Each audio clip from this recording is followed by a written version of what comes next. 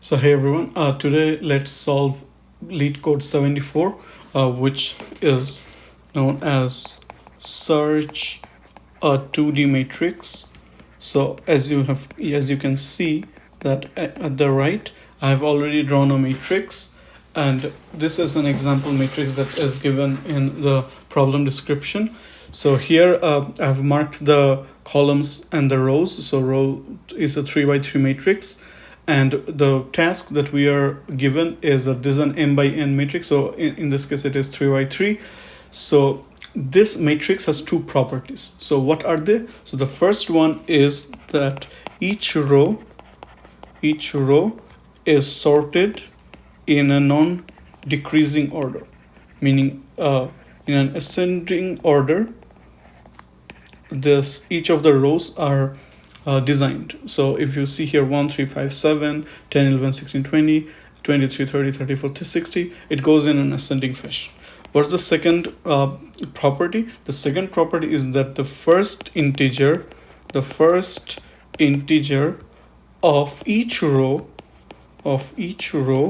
it is greater than the last integer of the previous row.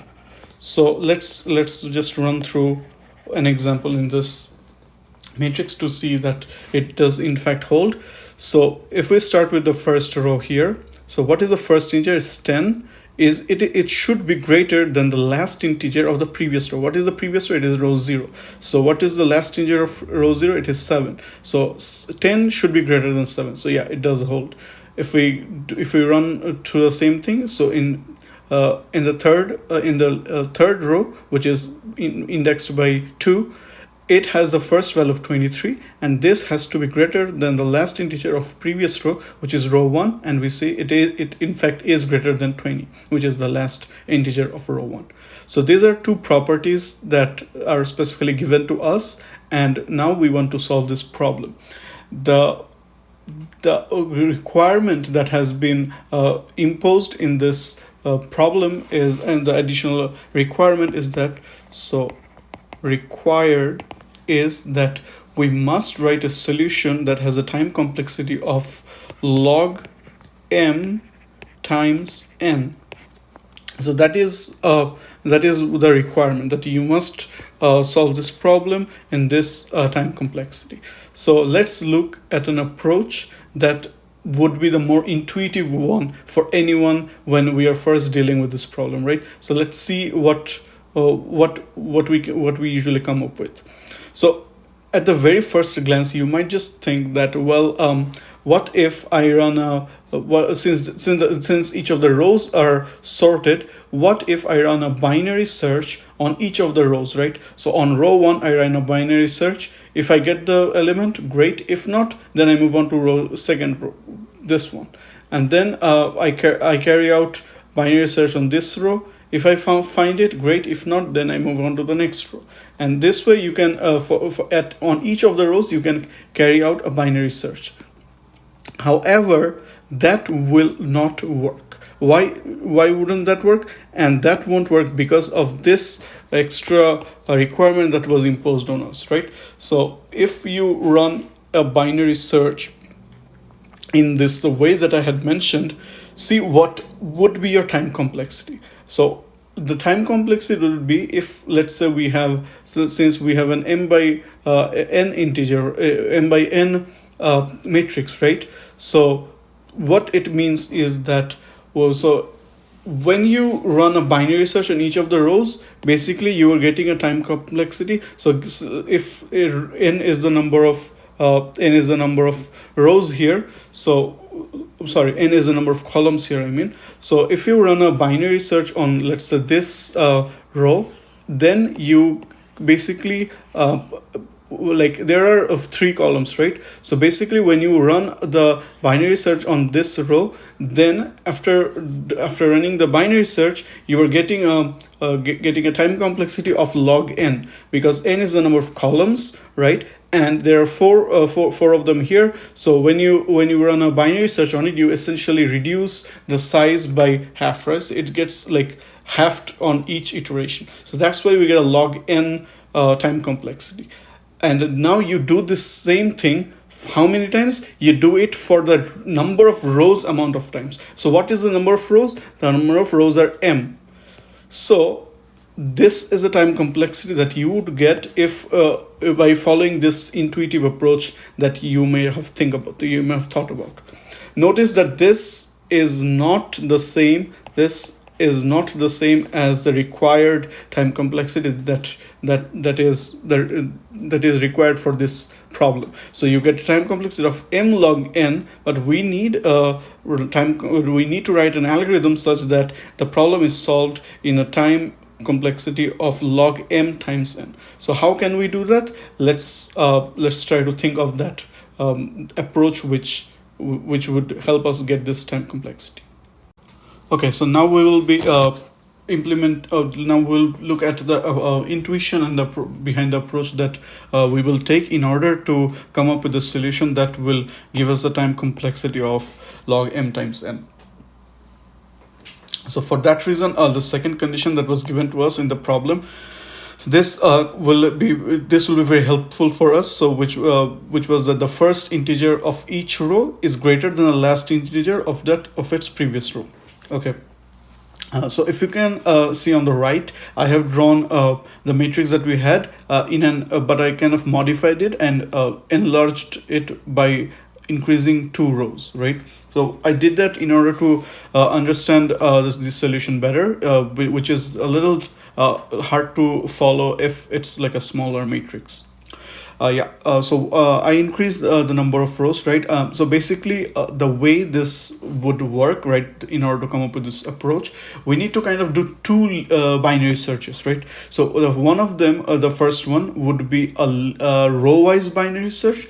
And then once we have done that, then we would carry out a column-wise binary search, right? So a row-wise binary search would go somewhere like this, like row-wise, and the column-wise one will move something like in this way. This is similar to the vanilla binary search that we had done. So that has been explained already in my channel. You can follow that video if you search for it. So basically how we do is, as always with binary searches, we initialize 2 pointers, right? So as I have already mentioned, the row-wise binary search will be the one that will be executed first. So we implement 2 pointers. So top is the pointer that points to the very first row, and bottom is the pointer that points to the very last row here. So bottom is the one of the pointers, and top is the other pointer. So if you can remember, if you follow through the other video that I have, the first step, what is the first step? Step 1 in a binary search, what do? We add the top plus bottom, and then we do an integer division of this 2 pointers in the index numbers, and we get that value, right? So what would be that value in this case? That value would be 0 plus 4 integer division of that, which gives us 2, right? So 2 is the middle row, or the mid that we get. So since it's for the row wise, let's call it mid row. Okay. So what does it mean? So it means that now we want to search for our target value in the middle row. So let's just set up a target value that we want to get in order to then understand whether we know in which direction our binary search would go. So for this example, let's take the target value to be 73, right? So the target has to be let me write it somewhere, is the target that we are looking for. The target is 73. So if you can locate it, 73 is right here in the matrix, right? So that's what we want. We want the target to, let me write it a little bit more clearly. So this is the target that we have. We want the target 73 to be found. Okay, so now that we have found our mid row, right, now we check. What do we check? We check whether the target value that is given to us, 73, whether it lies in this row or not. So how do we check that? It's pretty simple, right? So first we check whether target is smaller than the very first value, which in this case is 23, right? So 23 is the smallest value which is pointed to the row which mid row points to. So we check whether the target is smaller than 23 or not. If it were smaller, what would we have done? We would have shifted our search space towards the indices that would be to smaller values than mid row. So in that case, what would have happened is bottom would then be initialized to mid row -1, right? And top would be as it is, and then we'd carry it out again. However, in our case, we see that it is the other way around. We then check whether mid rows, whether the target that we are looking for, is it greater than the last value of mid row or not. If it is greater, then what does it mean? It means that mid row does not contain the value that we're looking for. Because remember, in the first condition that we had, which was, let's just write it down, right? Then it's easier for us to follow. Step 2, what is step 2? We check whether, first we check, let's write it as a pseudocode, if mid rows first value, right, so indexed by 0 is let's put target first, so it's easier to understand that statement better. So if target, is it smaller than mid rows, first value or not? If it is, what do we do in that case? In that case, the bottom pointer is then shifted. How is it shifted? It is shifted by mid row -1. This is one of the conditions. The other condition is what? The other condition is target, or if target is greater than mid rows last value or not. So how do we get that? In Python, it's easy to get it in this way. So I'm writing it in regards to that. So in that case, what we do, we know that our search space should be somewhere that is starting from where mid row is pointing to after that, right? So it basically, how this can be achieved is if we change the top pointer and make it somewhere like mid row +1. That is how we can get it. So as it and what if none of these are true? What would have happened then? That essentially means that we have found the row that we were looking for, right? So else, in that case, we have found that row, right? So that row is basically the row that mid row is pointing to. That is in fact indeed the row that we're looking for. So else, in this case, we have found it. So what we do in this case is basically we just break out of this loop, and it would make more sense when I write it in the code. So for now, this is you can think of it like this is the way that we do it. So basically this two-step approach is the way this row-wise binary search will be done. So, and before we move forward, let's just complete with the simulation that we are doing in order to show that yes, indeed, this works and this would help us find that value. Anyway, so now that in the mid row, now that the pointer that mid row pointer is pointing to the row. So I'm sorry. Let me just rephrase that myself better. So now that the mid row pointers row does not contain the value that we are looking for. So now what we do is, since the second condition was true, target is greater than mid row's last value. Therefore, as I have written here, we change the top pointer and make it here. It is mid row +1, and the top is no longer this one. And again, then we carry out step 1 that we have, and then therefore mid row changes, and mid row therefore now becomes 3, right? Because the 4 + 3, you do an integer division, you get 3. Okay, so now mid row is pointing to third row, which is also being pointed by top. And now we do the same check, right? Which check do we do? Remember this checks that we had in the previous row? We check whether target is smaller than mid row's first value or not, right? Is it true? No, it's not true, right? Because target is greater than mid row's first value. Then we check whether target is greater than mid row's last value or not. Is it true? No, it's not true as well. So what does it mean? It means that we have indeed found the row which contains our target, and it is in fact true because 73 in fact did contain the value that we're looking for. So let's try to make the problem a little. Let's try to understand this simulation a bit more, right? Also, when would we really when would we really break the condition, or how long will we continue doing this, right? So something like that. So that is best understood by taking a target which does not exist in the array, right? Sorry, in the matrix, I mean. So let's say our target were to be 150, right? 150 is the target value that we were looking for, right? So it's no longer 73.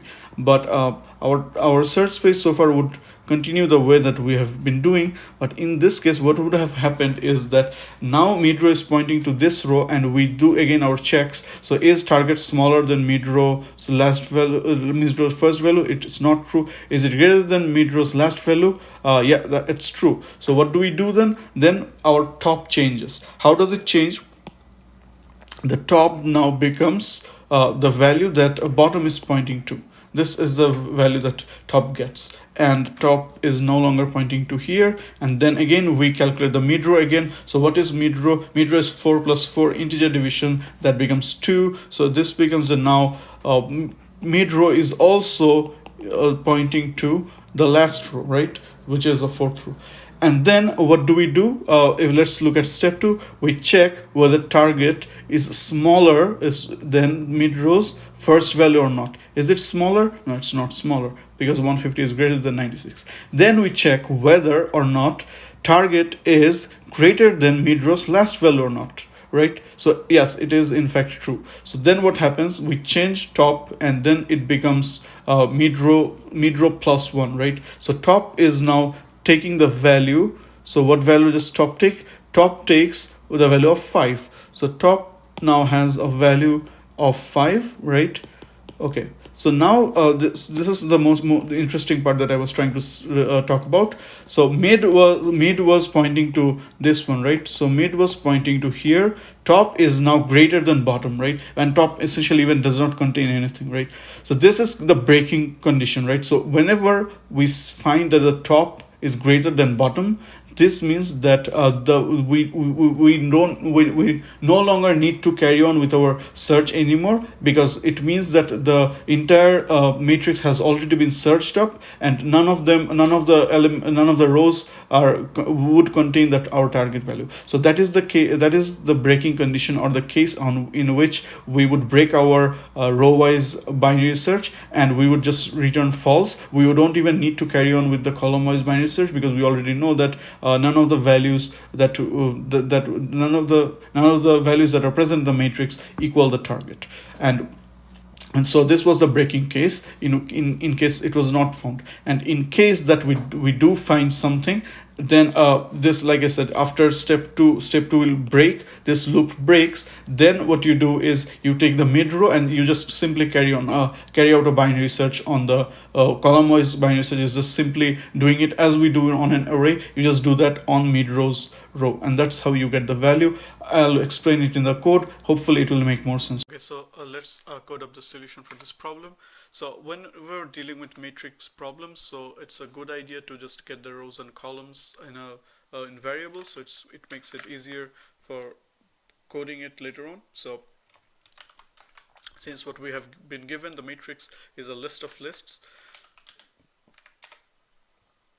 the length of matrix gives us the number of rows, and the number of columns we can get if we just take the first row and then checks number of elements on it. All the columns will have the same number of columns. So let's just comment it out in order to scope the entire piece of code better. So first we will be doing the row-wise binary search. So row-wise binary search is starting from here. What do? We initialize 2 pointers. As I had mentioned, we have a top pointer and a bottom pointer. Top initially points to 0, which is the first index, which is the index of the first row. Bottom points to the number of rows minus 1, since it is indexed by 0. Now what we do is we run this while loop. While top is less than equals bottom, what do? We do the steps that are that have been shown for a binary search. We find the mid row. How do we do that? We take an integer division of the top plus bottom. The way that you do is this, you get the mid row, right? Then what do? You check if the target value that we are looking for, if this is less than the mid row's first value. So mid row of what? Mid row of this matrix, right? So this is the matrix that we're given. Take the mid row of it, then check the first value of this, right? So you check if target is less than that or not. If it is, then the bottom pointer will need to be adjusted. How would it be adjusted? The mid row is it equals mid row minus 1. What is the other case? The other case can be the target is greater than the matrix that we're given. This one's mid row that we have found, this one's last element. In that case, what we do is we change the top pointer and reassign it to mid row plus 1's value. So if both of the above two conditions are not met, this means that we have in fact found the row that we were looking for, meaning the row that contains our target value. So we can basically just break away from the loop, and then remember the other condition. So basically there are two cases that can happen after this while loop has ended, right? So the first one is we either found the desired row, or it can be that the other case can be that we did not find, right? We did not find the desired row.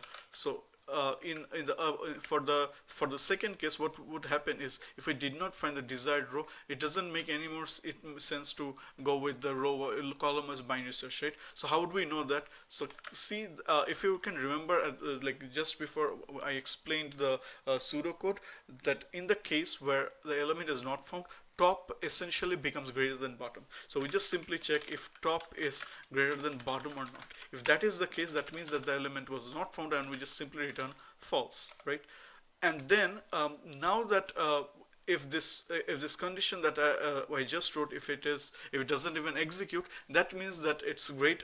We have in fact found the row that we're looking for. So that is the mid row that we found, right? Because mid row had not been true for any of these conditions, and then it broke the while loop, and then after it broke the while loop in lines 24 and 25, this condition was not true. That means that mid row is in fact the target row that we are looking for. So just for ease of understanding the code flow better, let's just set the target row. So because the target row is the row that we found, right? So this is in fact the mid row now. Okay, so now we carry on with our column-wise binary search.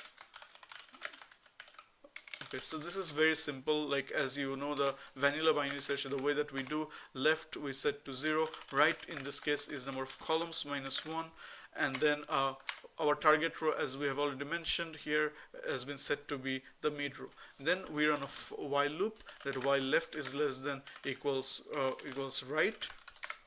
Sorry. What do? We get the mid value, right? So let's just set it as a mid instead of just mid column, or it's basically the same thing. Let's just call it mid.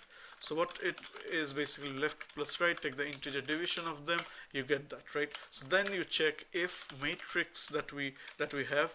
This one's the target row that we got. Right, target rows mid value, that because now we are doing a column wise binary search, remember? So mid rows matrices target row is basically the array that we had already found in the previous binary search, that does in fact contain our value, right? So matrix of target rows mid value, we check if this is equals to the target value that we're looking for or not. If it has been found, then we return true. If not, then what do is we check if the target value that is we're required to find, if this one in the target row, right? This one in the target row with the mid that we found, if the target is less than this or not. If it is, then what we do is we change the right pointer and this becomes mid -1. Else if the target is greater than the matrix's target row that we found, this one's mid value, right? What we do then is we change the left pointer and this becomes mid +1. That is how this goes. And if in any way, let's say that we did not find anything from the column-wise binary search, we simply can return just false. And then let's run our algorithm and see if it works properly or not. Yes, it does. And if you press submit, you'd see that it also passes all the test cases. So that was the explanation for the code. Hope it helps, and thank you.